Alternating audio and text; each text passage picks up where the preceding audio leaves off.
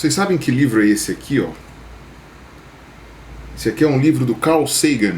Talvez tenha sido o primeiro divulgador científico em massa que a gente tenha conhecido no mundo, talvez junto com o David Attenborough, né? Esse livro chama O Mundo Assombrado pelos Demônios. Esse livro fala sobre crendices populares, sobre crenças, enfim, sobre superstições em geral que as pessoas usualmente têm, baseadas em evidência nenhuma, e muito pelo contrário, ignorando um monte de evidências contrárias que você tem para aquilo. Então ele, como astrônomo, ele falava sobre os ETs, né, aquela coisa das pessoas acharem que os ETs tinham feito isso e aquilo, e ele desmente isso daí, dizendo que isso daí é parte do analfabetismo científico que a maioria das pessoas tem. E ele se prolonga para vários outros tipos de coisa, ele fala dos problemas educacionais, claro que ele foca mais nos Estados Unidos, né, e eu vergonhosamente nunca tinha lido ele inteiro, tá? Agora eu tô quase terminando ele, tô nos últimos capítulos aqui, mas eu já tinha lido, claro, vários pedaços dele na minha vida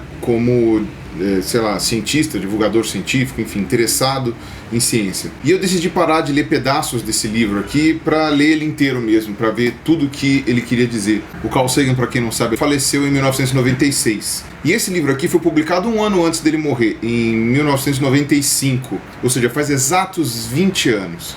E sabe qual foi a minha impressão ao ler este livro? Que ele tinha sido escrito ontem.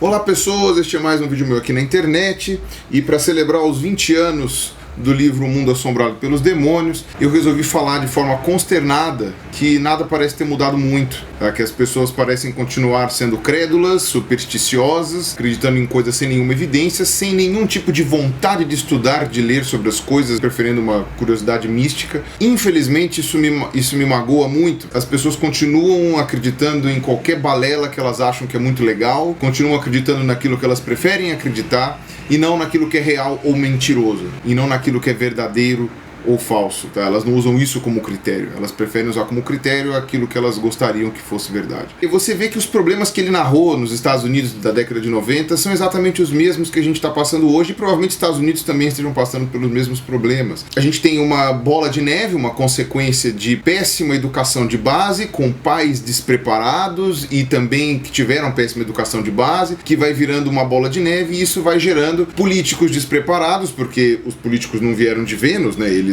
Eles aparecem também do povo. Aqui no Brasil a gente tem exemplos muito grandes, né? E não estou falando só de Tiririca, a gente tem um monte de deputados que são essencialmente analfabetos funcionais, talvez não analfabetos de escrita, mas analfabetos em vários aspectos da sociedade e inclusive da ciência, e que estão tomando decisões do Brasil do ponto de vista científico. Então isso é uma coisa que me magoa muito, me chateia muito, me faz às vezes querer desistir do mundo, me faz às vezes ficar um pouco desanimado. Mas eu vou continuar fazendo aquilo que eu gosto de fazer, né? Porque eu gosto de fazer isso que eu faço, de gravar esses vídeos. Vou tentar continuar a passar algum tipo de informação para as pessoas, ainda que as pessoas discordem do que eu falo, tá? Pelo menos alguma informação que incentive ela a buscar se é verdade ou falso, a ler alguma coisa sobre isso, nem que seja para me refutar. Mas eu vou continuar insistindo em fazer isso. Só não sei até quando. Então, o que eu queria dizer com esse vídeo aqui, na verdade, é que as pessoas precisam ler mais. E quando você começa a ter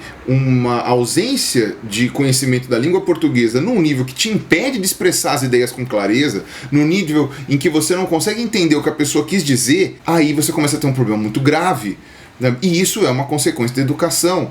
Isso é uma consequência da educação péssima que a gente tem, seja pública ou privada, né? Eu não vou aqui fazer distinções, e universidades também. Você não pode mais contar apenas com o que você aprende na escola ou na faculdade, porque, como eu falei, por melhor que sejam os seus professores, por melhor que seja a sua escola, isto não está sendo suficiente. As pessoas estão saindo das escolas sem saber o básico do que elas precisariam saber para a vida delas. E elas estão saindo das faculdades sem saber o básico do que elas deveriam saber para as carreiras que elas escolheram. Então eu acho assim, corram atrás das coisas por fora. Leiam coisas por fora. É óbvio que o ensino formal tem que formar as pessoas da maneira adequada, mas mesmo que você não tenha um ensino formal, você pode correr atrás das coisas por fora. Se você não teve condições de estudar entrar numa faculdade que você quiser, ou não teve condições de completar o ensino médio, por exemplo, o ensino fundamental, leia, desenvolva um hábito pela leitura, desenvolva um gosto pela leitura. Não precisa ser leitura no papel, sabe, no livro, sabe? Você pode ler pela internet, você pode ler naqueles e-books, mas é aí que eu fico na parte que eu tô triste e decepcionado.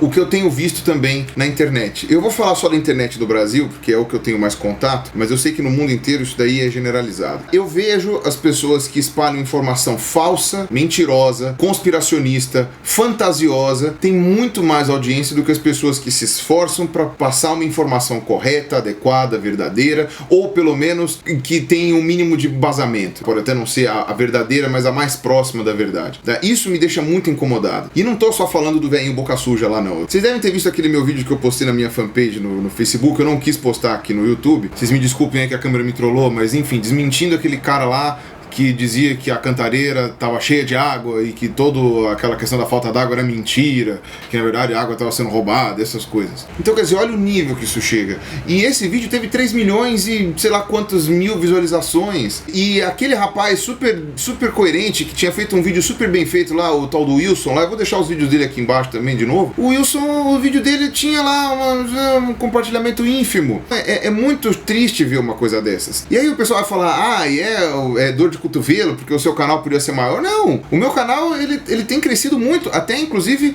contrariando muitas métricas do YouTube, tá? Então eu nem sei, na verdade eu acho que ninguém do YouTube sabe explicar porque que o meu canal cresceu. Mas é óbvio que o meu canal não é gigantesco, até pelo formato com que eu faço as coisas, e talvez ele nunca seja. Então eu não vou nem falar de mim, pra vocês não acharem que eu tô com dor de cotovelo aqui, porque eu queria mais visualização. Lógico que eu queria, também não sou besta, mas veja, por exemplo, canais que estão competindo no mesmo nível. Pega o Nerdologia, por exemplo, do Átila. O Átila, eu sei que ele se esforça muito para fazer roteiros extremamente bem embasados, tentando fazer um link, claro, com o mundo nerd e as ciências de verdade, e alguns vídeos dele são ciência pura. Eu sei que ele faz o melhor que ele pode, e eventualmente ele pode errar porque todo mundo erra, mas eu garanto que o nível de erro do Nerdologia é muito pequeno, até porque ele procura outras pessoas que saibam mais de determinados assuntos para poder ajudar ele em determinados pontos que talvez ele tenha dúvida. E isso, claro, não é só mérito do Átila, né? Isso tem a ver com excelente ideia e suporte que o Jovem Nerd dá para eles, que são até hoje provavelmente os maiores empreendedores da internet no Brasil. E você tem um canal que está quase chegando aí no seu 1 milhão de inscritos, em 1 ano e pouquinho de exibição. Tá, não é muito mais velho que isso. Mas em compensação, você tem outros canais. Eu vou falar agora dos rapazes aqui, que eles não me parecem más pessoas, tá? Mas talvez eles não tenham a mínima noção do malefício que eles estão fazendo, tá? Eles são jovens, pode ser que eles tenham uma cabeça meio adolescente ainda, eles não tenham percebendo a relevância das coisas que eles fazem. A verdade é que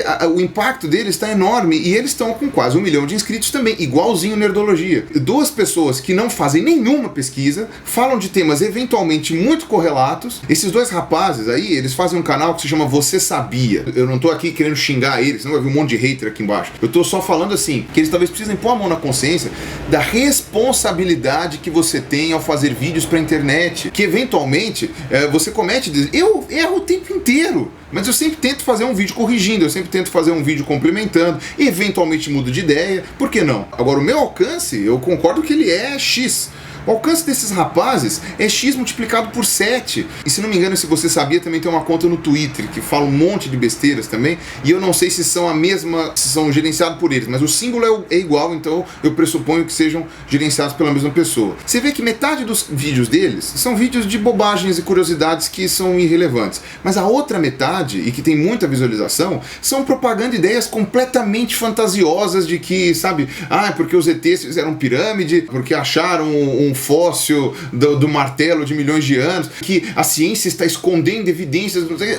Gente, aprendam uma coisa: a ciência não se faz escondendo coisa. Existem muitos casos de fraude científica. Todos esses casos, ou 99,99% dos casos de fraude científica, foi de cientistas que publicaram coisas que não existem. Nunca o contrário, de cientistas que deixaram de publicar coisas que existem.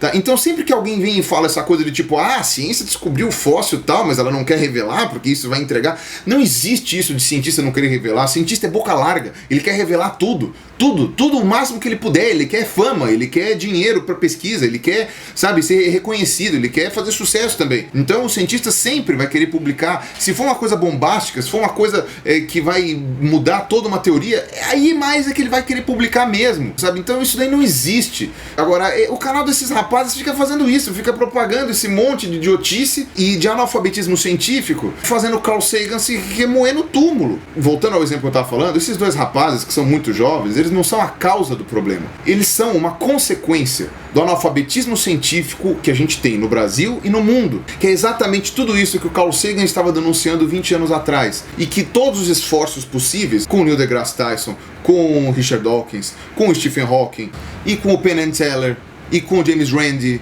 Aí agora eu vou citar o pessoal do Brasil aqui também, com o Kentaro Mori, com o Gilmar do E-Farsas, com o ceticismo.net, com a página de ceticismo do Facebook também, que é gerenciada por um amigo meu, com o Pedro do Ciência Todo Dia, o pessoal do SciCast, o pessoal do Dragão de Garagem, com o David Airola do Papo de Primata, com o pessoal da Arca, com o pessoal do Bully Voador, com o pessoal da Alice, com o pessoal da Tropa Lanterna Verde, da qual eu faço parte, com o pessoal da Sociedade Racionalista, do Universo Racionalista, do Livres Pensadores. Eu já ia me esquecendo, com o Carlos Ruas também, do Um Sábado Qualquer, que além de ser um cartunista brilhante, também faz divulgação científica, e mais um monte de vlogueiro gringo aí, de Vsauce a Smarter Everyday, sabe? Todo esse pessoal. Todo mundo, esforços assim, praticamente em vão. E sabe, quando eu falo isso, não é menosprezando o público que já se interessa por esse assunto, que gosta disso, que consome esse material e que eventualmente até mudou de ideia por causa da ação dessas pessoas, sabe? Porque é um trabalho de formiguinha. É porque esse tipo de trabalho não está alcançando quem deveria alcançar. Talvez por dois motivos. Uma, porque as pessoas não sabem aonde procurar a informação fidedigna. A internet te dá um monte de leitura e as pessoas não sabem filtrar qual é uma leitura boa e uma leitura ruim. E não vou nem falar em leitura boa e ruim, porque toda leitura é boa nesse sentido, eu tô falando. Tô falando assim, leitura verdadeira da falsa. Leitura embasada de leitura inventada. Às vezes uma leitura falsa ou inventada, ela é uma boa leitura, só que você tem que saber que ela é falsa, que ela é inventada. Então eu acho que falta esse tipo de educação, e eu vou tentar suprir alguma coisa dessa falta que as pessoas têm agora no continuação do meu canal. Eu vou tentar mostrar pra vocês como você faz pra questionar uma coisa, mas questionar num nível lógico, tá? É óbvio, tudo deve ser questionado pra saber se é verdade ou não. Só que chega um determinado nível que você tem as evidências, você já tem ótimos motivos pra mostrar que aquilo lá é a melhor explicação, e ainda assim tem gente que continua questionando. Então aí é mudar aquele questionamento por questionar pra um questionamento crítico, ou seja, um questionamento que